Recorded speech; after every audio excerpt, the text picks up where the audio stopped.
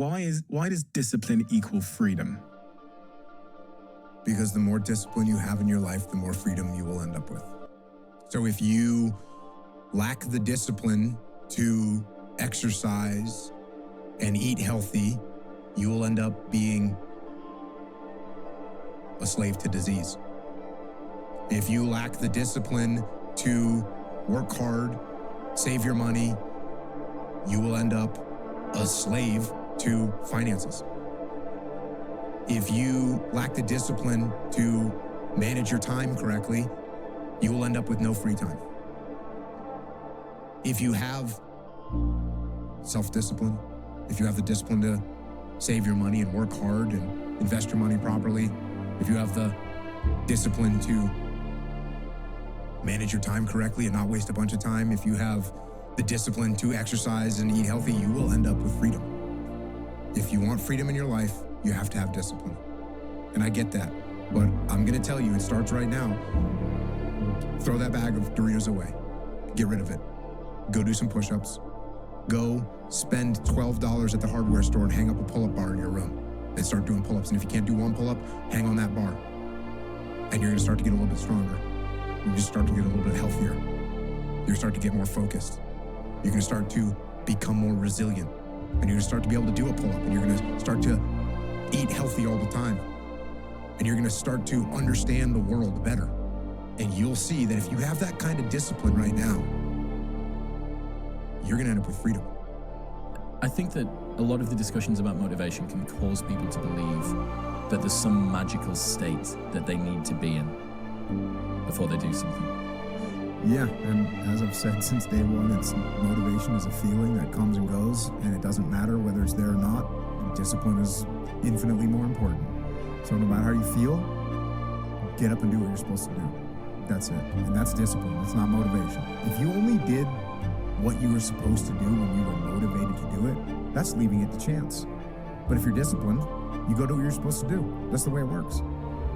The best way to contend with problems, with issues, with adversity is action, is by taking action. The more you sit and the more you wait and the more time you spend with that adversity, with the upper hand inside your head, the worse it's gonna get. And it doesn't have to be huge. It doesn't have to be some mammoth, triumph that you're gonna go and pursue. But if you say, hey, listen, this is what happened, didn't go the way we wanted it to, we're gonna get our gear back on, we're gonna go back out, we're gonna do this other mission. And that's what I think. I think taking action, and it's in your personal life too. Something doesn't go the way you wanted it to go, you didn't get the job you wanted, you didn't get the hire, you didn't get the promotion, you can go home and sit there and dwell on it. That's not getting you any progress. Or you say, okay, you know what? Let me do a quick analysis. Why didn't I get that promotion? Oh, it's because I didn't get this qualification, or I hadn't jumped through this gate. Okay, cool. What do I need? Let me look into how do I get to jump through that gate so next time I will get the promotion, and you start taking action. This is America. And can you do anything you want? Nope. No, you can't do anything you want. You have a lot of opportunity in this country. I was talking to a kid the other day, and I was just like, man, he's in the fire department. And, there's a salary cap in the fire department, right? And I said, hey, man, save your money. Figure out something else you can do. In the fire department, you've got time to do other things. What do you do in your spare time? Right there. I already know you're not doing much. So what can you do? And I kind of said, we're at my gym, and I said, look, you see all this? I go, all this was just like an idea at some point. Just a little tiny idea with no true value whatsoever. Nothing. And here you are in a gym. What have you learned about how to deal with and overcome fear? Go. Yep.